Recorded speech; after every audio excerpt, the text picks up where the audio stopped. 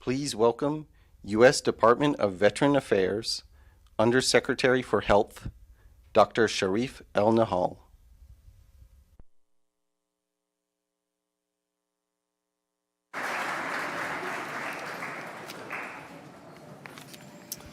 Good afternoon, Phoenix.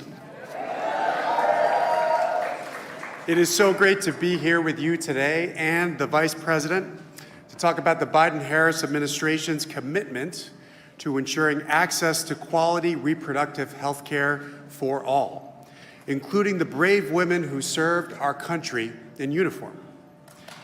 That's right.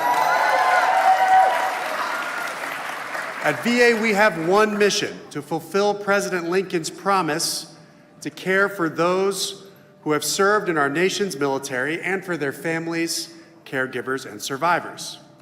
And I've had the honor of leading a team of over 400,000 dedicated healthcare professionals across this country that strive every single day to serve veterans just as well as they have served us. Just this week, thanks to the PACT Act signed by President Biden in August of 2022, VA announced new eligibility for health care that will allow us to enroll and provide more care to millions of veterans sooner. That's right. As of Tuesday, veterans who served in the Vietnam War, the Gulf War, Iraq, Afghanistan, or any other combat zone after 9/11 are all presumed to be exposed to toxic burn pits during their service, meaning they are eligible to enroll in VA health care regardless of what their health care conditions are and regardless of whether they even have a claim for service connection. That's right. You heard that right. If you are a post-9/11 or Gulf War veteran, you can get access to VA health care starting now. But meeting our obligation also means providing appropriate care for our fastest growing demographic of veterans, women. For example, the PACT Act established breast cancer and gynecologic cancers as presumptively service-connected to toxic burn pit exposure, meaning if you are a woman who is deployed to defend our freedom, either in the Gulf War or post-9/11, to any combat zone, and God forbid you develop breast cancer or gynecologic cancer, that is a service-connected benefit and health care waiting for you. Half of the women veterans who get care from VA are of reproductive age, so that means world-class reproductive and maternity care is just part of our daily work that we offer to women across this country. In fact, at VA, we've taken this priority very seriously. In the past year alone, more than 7,000 childbirths were covered or provided by VA. And President Biden and Vice President Harris directed us to expand our maternity care coordination program to cover 12 months of care post-delivery, up from just 8 weeks just months ago.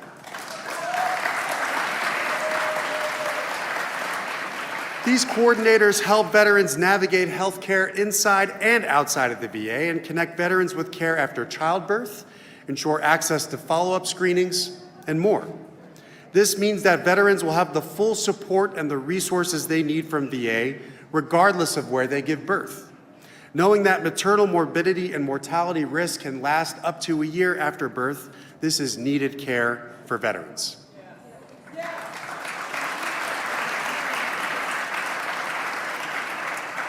We also know that in some cases, continuing a pregnancy can endanger the life or health of veterans, including if a veteran becomes pregnant after a trauma such as rape or incest. And so in the wake of the Supreme Court decision that led to some states restricting access to that needed care, VA began providing abortion counseling and care in certain cases to veterans across the country. And we recently finalized a rule confirming that care. This care can save veterans' lives, and there is nothing more important than that.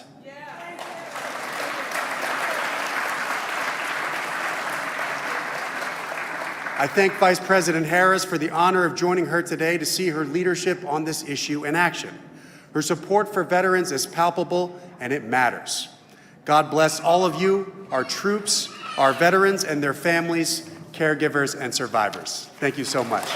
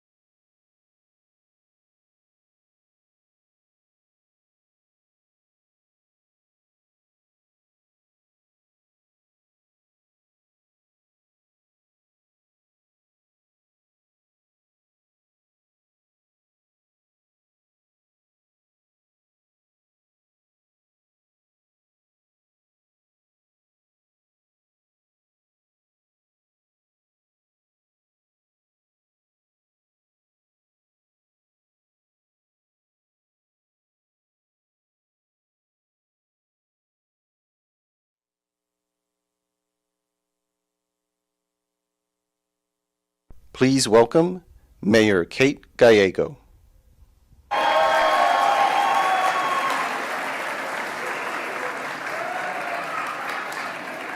Hello, happy International Women's Day. We all get to celebrate International Women's Day with the most powerful woman on the planet. I'm Phoenix Mayor Kate Gallego, and it's an absolute honor to welcome Vice President Harris to the Valley of the Sun. We are the largest city governed by a pro-choice woman mayor and pro-choice women supermajority. As mayor, I am so thankful to have the strong partnership with the Biden-Harris administration, whether it's investing in our infrastructure, bringing back American manufacturing, or supporting the fight for reproductive rights. We have such a strong partnership with this administration, and there's no city that's benefited more than Phoenix, Arizona.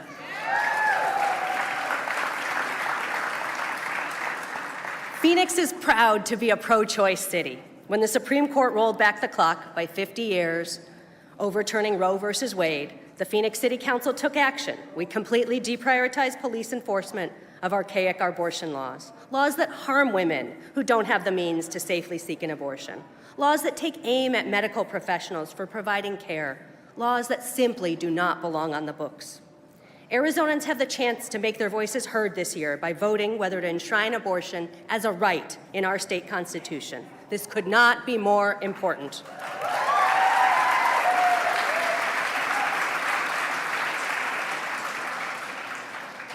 For as long as Phoenix has its current leadership, we'll continue leading the way on ensuring women have access to the care they need when they need it, because no one, besides our doctors and us, should be able to dictate the deeply personal medical decisions.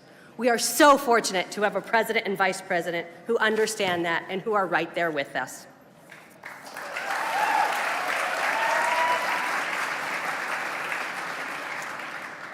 We are so glad to be in this amazing City of Phoenix Parks facility. I want to thank the men and women, many of whom are with AFSCME, who made this event possible here today.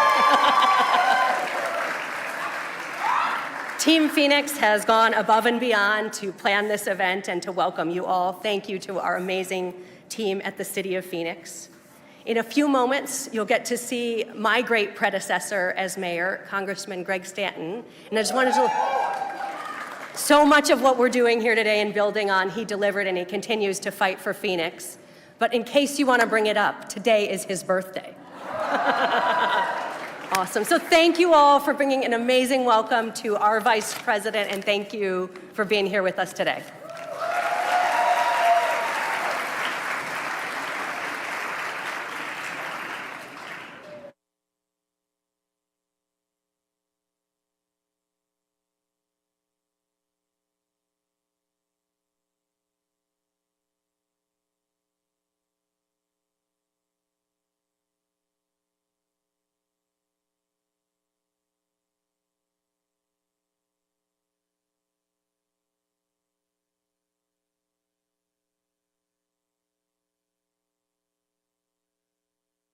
Please welcome Congressman Greg Stanton.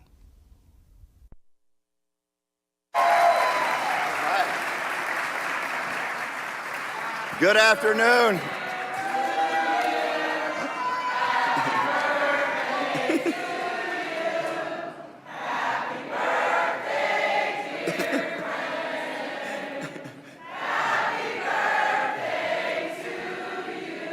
Thank you so much. For a birthday gift, I am asking all of you to get 25 of your friends to sign the petition for the Arizona for Abortion Action Initiative so we can get that on the ballot and do the right thing in November. Good afternoon. It is great to be here for the Phoenix version of the Reproductive Freedom Tour.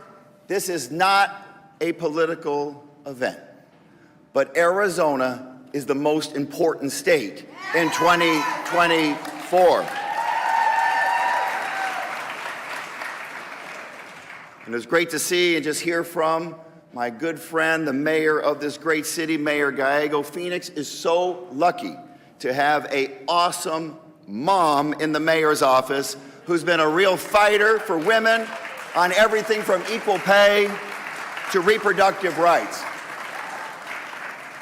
Almost 2 years ago, a conservative Supreme Court, handpicked because of their opposition to reproductive freedom, ripped away the constitutional right to abortion care that had been the law of the land in this country for 50 years. It was settled law. Never before in the history of this great country have we gone backwards on a protected constitutional right. The right for women, for families to make their own choices on their own terms is under attack. Anti-choice extremists are looking to take us back even further, asking the Arizona Supreme Court to revive a near-total ban on abortion that was passed in 1864. 50 years before we were a state, 50 years before women could even vote. We all know what's at stake. We all have a role to play in defending reproductive freedoms. And this room is filled with leaders who are doing the hard work to get those signatures to put the Arizona for Abortion Access Initiative on the ballot. And every time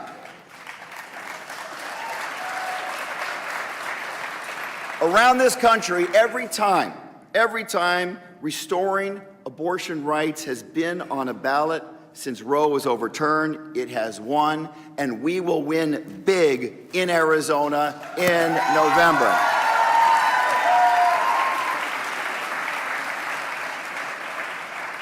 President Biden said it last night at the State of the Union. I was there up late. It was a late one. President Biden said, elect a Congress that supports the right to choose, and we will restore Roe v. Wade as the law of the land again. We will pass the Women's Health Protection Act and enshrine the right to abortion into federal law. But of course, you know it's not just the right to it. You got to have access to it. You need access to reproductive services as well. We will make sure health clinics are safe and accessible no matter a person's zip code or financial situation. We have to fully fund and protect Title X and we need to end the Hyde Amendment for good, so that those already struggling to make ends meet aren't forced to pay more out of pocket for reproductive care. But the anti-choice movement isn't stopping at abortion. No, their extreme, out-of-touch agenda is going after birth control, and it has even put access to fertility treatments at risk for millions of Americans trying to grow their families. It's shocking. But the goal for the anti-choice movement is and has always been about controlling women's bodies. That's why it's crucial we also take federal action to protect access to contraception and treatments like IVF. It should always be your decision and only your decision, not a politician's decision.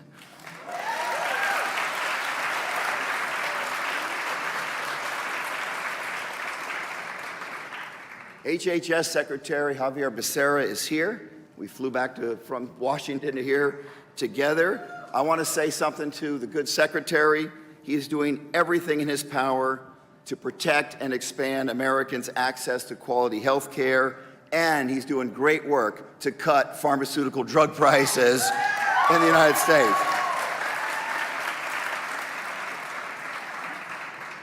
And to Vice President Harris, she's traveling all across this great country for months and months, taking the fight for reproductive justice to communities where it is most endangered, including here in Arizona. And I just want to say on behalf of all Arizonas, thank you, Vice President Harris, for the work that you are doing.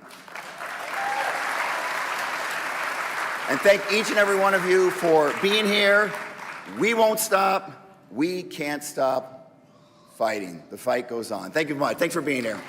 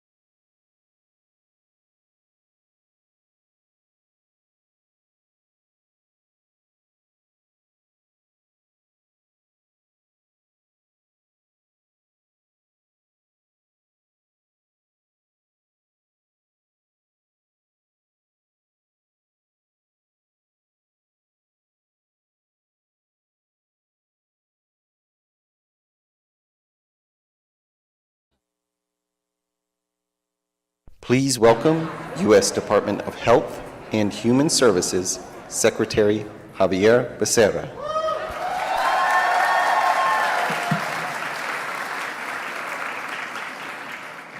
It is great to be with you all today.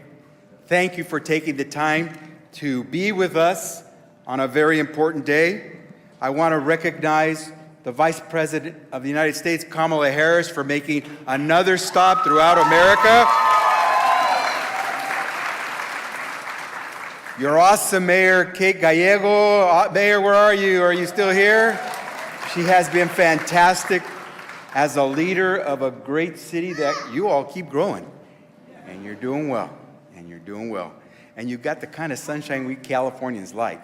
So keep it coming. To Congressman Greg Stanton, thank you so much for your leadership. Former mayor of a great town, and now in Washington, D.C., doing some great service for each and every one of you. I want to say to those of you who took the time to be with us, thank you for recognizing the importance of being here, this moment, today, and especially to those of you who are younger. And by the way, I'm a little older, so younger could be anything under 40, but I mean anything under, let's say, 30. All three of my daughters are under 30.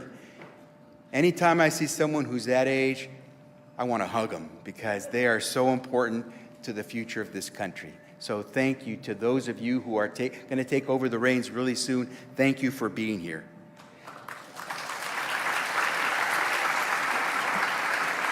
Less than 24 hours after the President's State of the Union address, it is great to be in this wonderful city here at the South Mountain Community Center. Yes, sir. Yes, sir.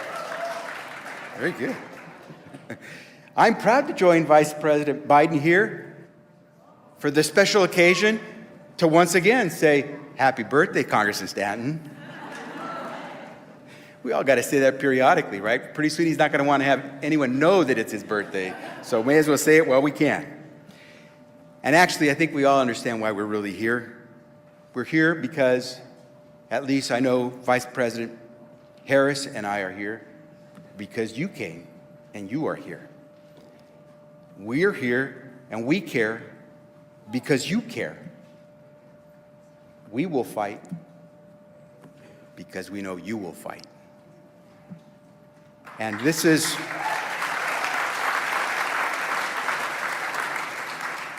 and by the way, was President Biden in a fighting mood last night?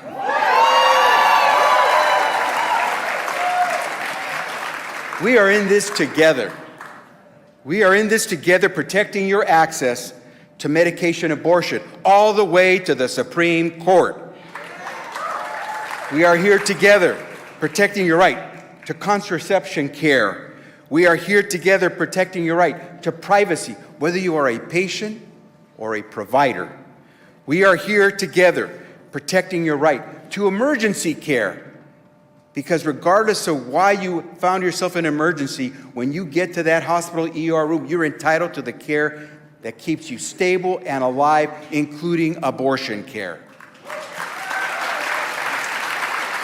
We're here enforcing the requirements that health insurance plans and pharmacies ensure that you are given the care you're entitled to.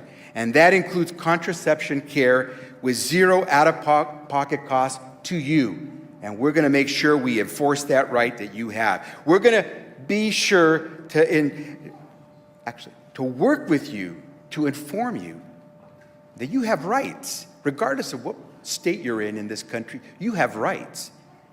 And you should know where you can access the care that you need. And that's why we established reproductiverights.com, so you know where you can go to get the information you need to protect your rights.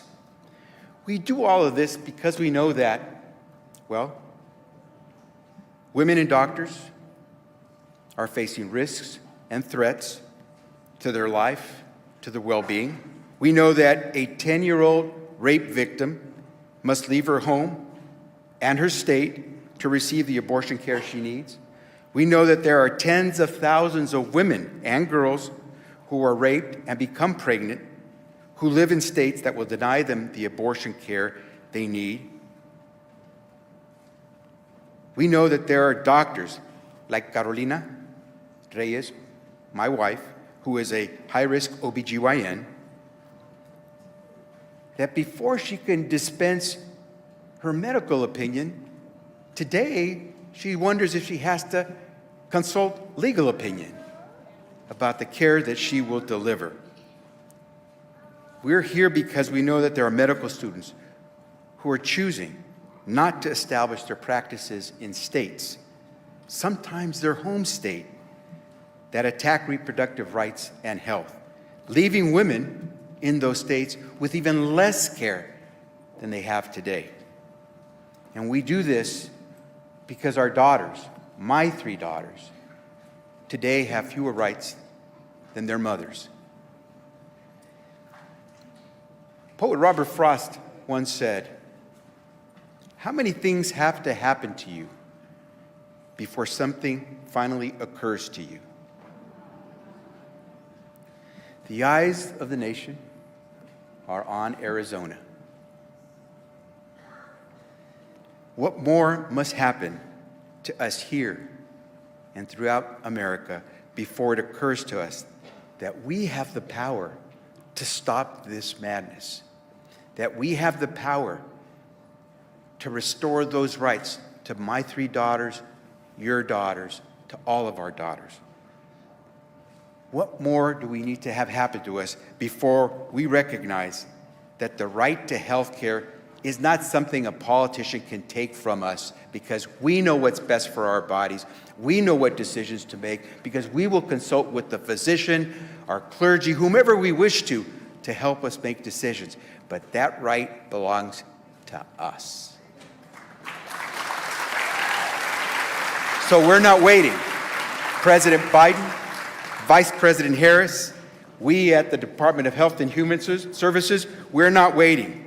We're in this to fight with you, to protect the rights to access the health care that you need, not just for you, but for all Americans. We're here to make sure that that includes abortion care, contraception care, in vitro fertilization care, you name it, we're here to fight. That's why we're here today in Phoenix, because you came, we come. You fight, we will fight. And when you win, we will be right there with you. Thank you all very much.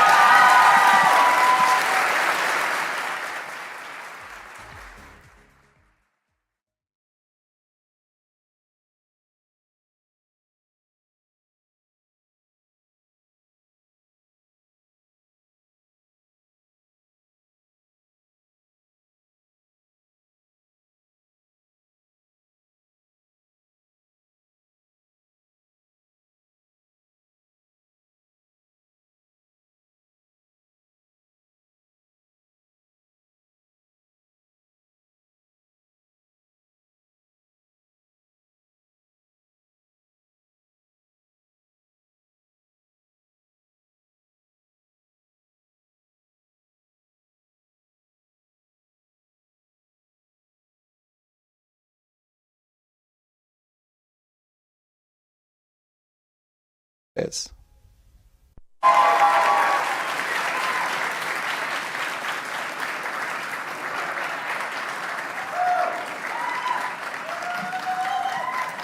Good afternoon, Phoenix. I'm delighted to be here. My name is Angela Flores, and I am a proud Arizonan born right here in Phoenix and raised in Holbrook, a little small town up in northern Arizona. I consider myself an example of what the opportunity our state provides. I went to Holbrook Public Schools, home of the Roadrunners. Meet me. After high school, I lived at home while attending a local community college to stretch our family's resources a little bit further before moving here to Phoenix to attend Arizona State University. Go Devils! I've spent my life working in every corner of our beautiful state, collaborating with stakeholders to increase opportunity, access, and visibility for marginalized communities. I started my career in public service working for the Girl Scouts in the very same council in which I was a Brownie and a Junior Scout. That led me to a seat in the Hispanic Leadership Institute, a program that allowed me to join local Latino leaders in understanding the issues impacting communities throughout our state. And that foundation helped me understand that as a Latina leader, I had a unique opportunity to create more seats at tables where decisions were being made on behalf of our communities. That experience really helped me focus my career solely on public service, specifically in healthcare, where I joined Valle del Sol Community Health for nearly a decade. I worked on advancing health equity and addressing the social determinants of health in the Latino community. During those years, I learned from our patients that economic prosperity is deeply tied to access to quality health care, especially for young women.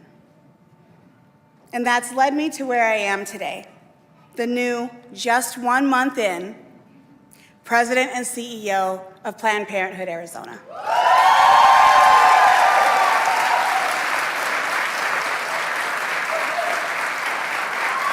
Thank you. Before joining as a staff member, I spent 7 years volunteering at Planned Parenthood Arizona. But most importantly, I've been a patient at Planned Parenthood for over 20 years. I'm still a patient.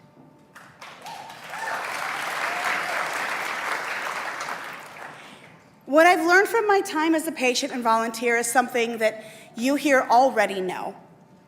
Choosing when and if you want to parent is the single most critical decision that impacts your socioeconomic future. And just as many of you here today, I too have people in my life whom I love dearly who were unable to make that choice simply due to accessibility. And it changed the trajectory of their lives. Today, millions have had that ability to make that decision for themselves taken away. The overturning of Roe v. Wade was a dark and heavy day, and it required abortion care to pause in our state for far too long. But in these darkest moments, we also found glimmers of light. It has been our providers at Planned Parenthood Arizona who have remained a positive force to reckon with. They've worked around the clock to meet Arizonans' increasing demands for long-acting forms of contraceptions, inserting IUDs for patients who worry that short-term birth control methods could be targeted next. One recent example really stood out to me. Our chief medical officer performed an abortion for a patient who had to drive hours and hours across several states with her small children in the back seat just to get to our health center.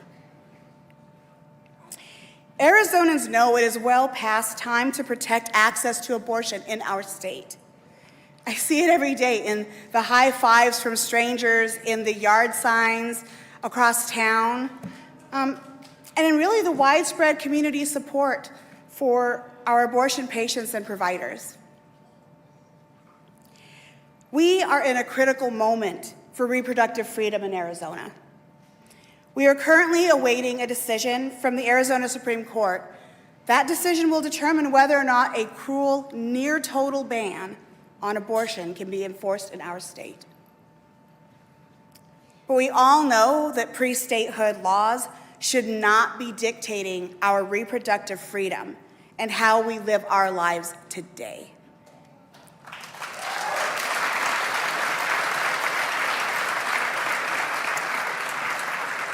Arizonans want and deserve the freedom to make our own decisions about our reproductive health. And President Biden and Vice President Harris know this. That's why they've been fighting for us. Simply put, they've been relentless in their pursuit to protect access to sexual and reproductive health care in the face of state restrictions on abortion imposed after the fall of Roe. And as I look out and see all of you here with such a strong showing of support, This really is an incredible moment. It's certainly not something on little Angela's life bingo card. I never thought I would be introducing the Vice President of the United States.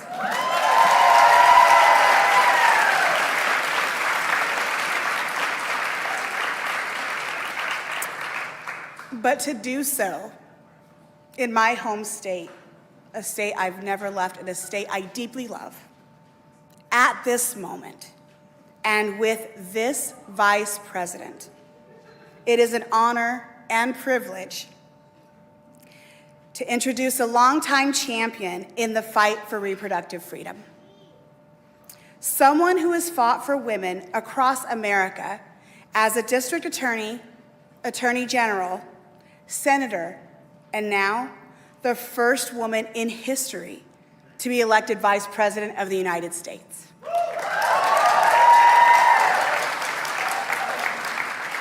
So everyone, please make some noise and join me in giving a loud and proud Arizona welcome to our Vice President, Kamala Harris.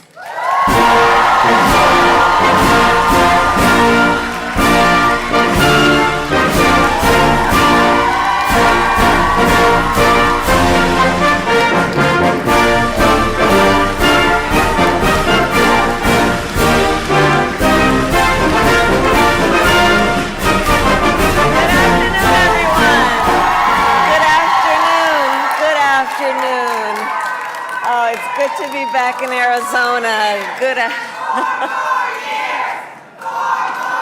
We will get 4 more years, won't we? I want to thank President Flores for her incredible work. And of course, the words I just said to her, I thank her for stepping up to serve at this moment in the history of our country, because these truly are challenging times. And for all the leaders who are here, the courage that you show every day to do this work is extraordinary. And you do this work on behalf of people we may never meet and people who may never know our names. But because of your advocacy and your fight, they will forever be benefited. So I thank everyone here for your leadership, and all the extraordinary leaders who are here, including Secretary Becerra, who is here, your mayor, Kate Gallego. I have to tell you, she's so wonderful. She met me on the tarmac as I landed at Air Force 2, and she's been talking with me about all the work, all the good work that she's doing here. I thank you, Mayor. Congressman Greg Stanton is here, a powerful voice for this city, and in particular on the issue of public transit and water infrastructure. And by the way, today's his birthday. Yes, okay, so we all wished him a happy birthday. And of course, my dear friend Ruben Gallego wanted to be here today, the congressman. I saw him last night in Washington at the President's State of the Union. I've known him for a while, and I have to say that the congressman, he is a tireless fighter for the people and the families of Arizona. So we are thinking of him, and he has been a true leader, a national leader to the President and me in terms of his advice and friendship. I also want to thank all the organizers in Arizona who are collecting signatures to uphold one of our nation's highest ideals. Thank you all. This makes a huge difference. And of course, you are fighting for the ideal of freedom. Freedom. Freedom. It is fundamental to the promise of America. Freedom of speech, freedom of worship, freedom of assembly, and the freedom to vote. And in America, freedom is not to be given. It is not to be bestowed. It is ours by right. And that, of course, includes the freedom to make decisions about one's own body, not the government telling people what to do.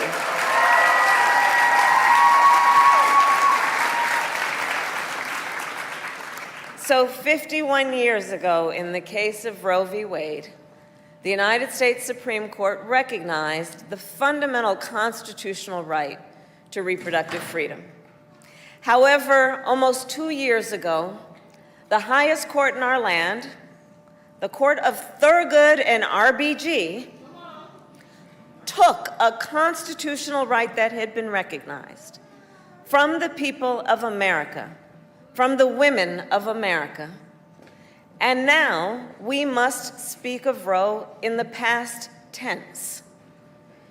In states across our nation, extremists have proposed and passed laws that criminalize doctors and punish women. Laws that threaten doctors and nurses with prison time, even for life, simply for providing health care. Laws like those in Arizona that make no exception even for rape or incest. Now, as many of you know, I started my career as a prosecutor specializing in crimes of violence against women and children. What you may not know is why. So when I was in high school, my best friend, I learned, was being molested by her stepfather. And so I said to her, look, you've got to come stay with us. I called my mother, and my mother said, absolutely, she has to come stay with us, and she did. So the idea that someone who survives a crime of violence to their body, a violation of their body, would then be told they don't have the authority to make a decision about what happens to their body next. That is immoral. That is immoral.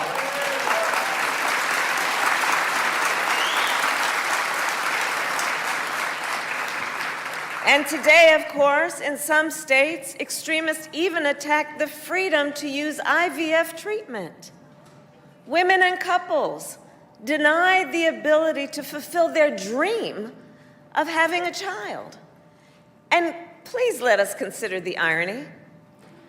On the one hand, these extremists tell women they do not have the freedom to end an unwanted pregnancy, and on the other hand, these extremists tell women they don't have the freedom to start a family.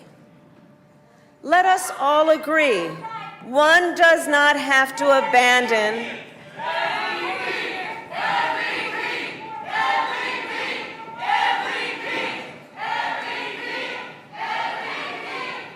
Let us all agree. Let us all agree. One does not have to abandon their faith or deeply held beliefs to agree the government should not be telling her what to do with her body.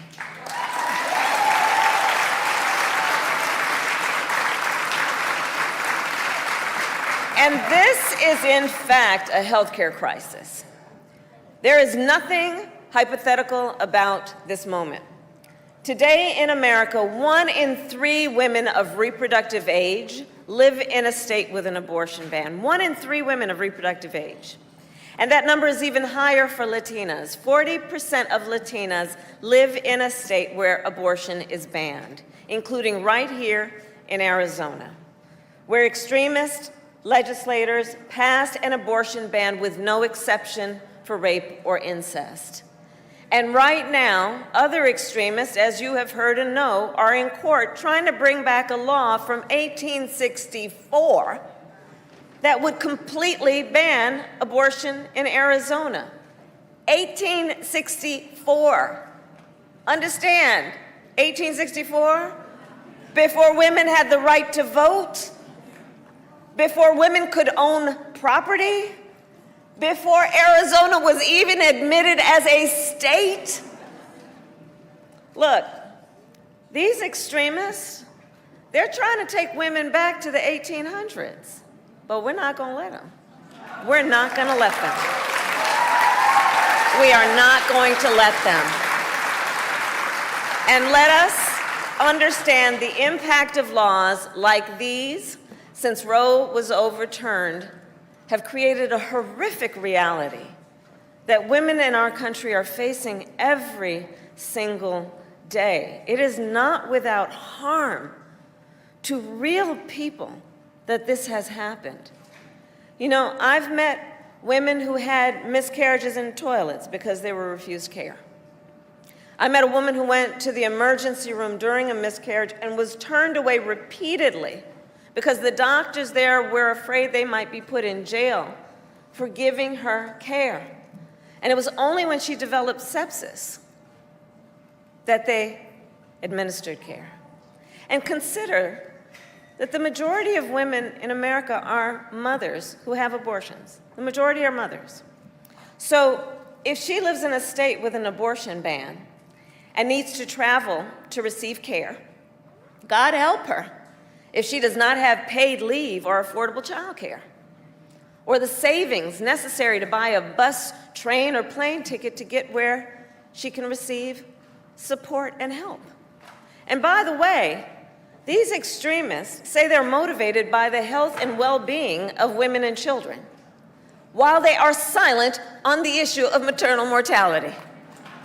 That in connection with childbirth, women in America die at a higher rate than any women in a wealthy nation around the world. The issue of maternal mortality, and they've been silent on that, and all of a sudden they are the great defenders of women and children. Consider on the issue of maternal mortality that Black women are 3 times as likely to die in connection with pregnancy, Native women twice as likely, rural women 1.5 times as likely.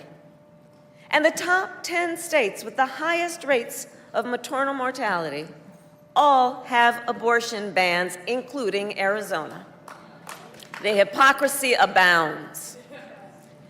And the reality, in real time across our country, is that for every story we hear, there are so many that we do not. Today, an untold number of women are silently suffering. Women who are being subjected to profound judgment, women who are being made to feel as though they did something wrong, as though they should be embarrassed, as though they are alone. So to these women I say, we see you, and we are here with you, and we are always going to stand by you. You are not alone.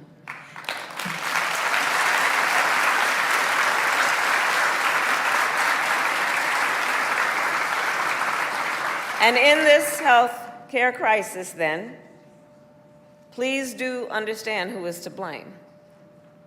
The former president, Donald Trump, handpicked 3 members of the United States Supreme Court because he intended for them to overturn Roe. He intended for them to take your freedoms. And he brags about it. He said that for years they were, quote, trying to get rid of Roe v. Wade, trying to have it terminated. And then he said, quote, and I did it and I'm proud to have done it. He is proud. Proud that women across our nation are suffering. Proud that doctors and nurses could be thrown in prison for administering care. Proud that young women today have fewer rights than their mothers and grandmothers. How dare he?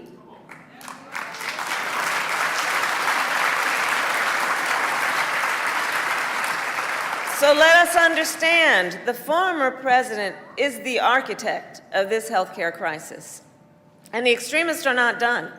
In the United States Congress, extremists tried to pass a national abortion ban to outlaw abortion in every single state.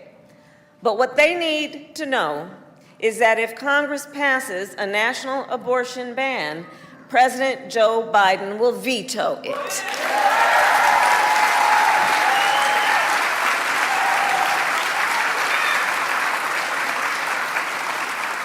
Because here's the deal.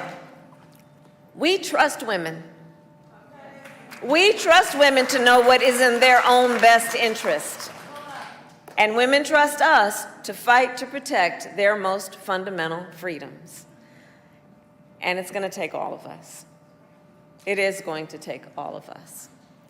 Joe Biden and I are fighting in court to protect women's access to medication and emergency care. We have worked to make sure medical records stay between a doctor and his or her patient.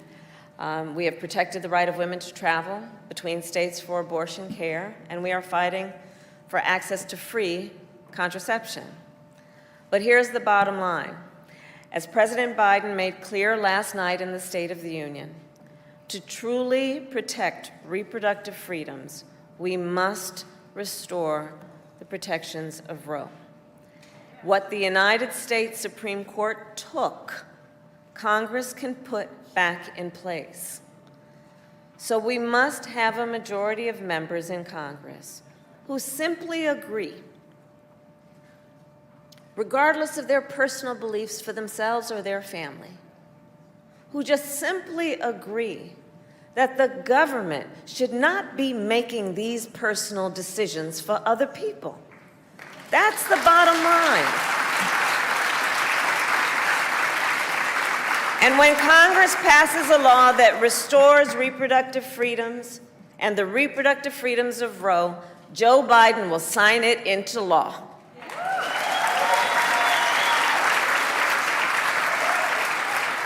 So, in conclusion, I will repeat, it is going to take all of us. It is going to take all of us to get there. And momentum is on our side. Since Roe was overturned, every time reproductive freedom has been on the ballot, every time, 22, 23, every time reproductive freedom has been on the ballot, the people of America have voted for freedom. From Kansas to California to Kentucky, in Michigan, Montana, Vermont, and Ohio, the people of America voted for freedom by overwhelming margins. And by the way, that also makes a different point, which is this is not a partisan issue. It's not a partisan issue. In red states and blue, tens of millions of Americans marched to the polls, and the voice then of the people has been heard, and it will be heard. So in conclusion, I ask today, Arizona, are you ready to make your voices heard? Do we trust women? Do we believe in reproductive freedom?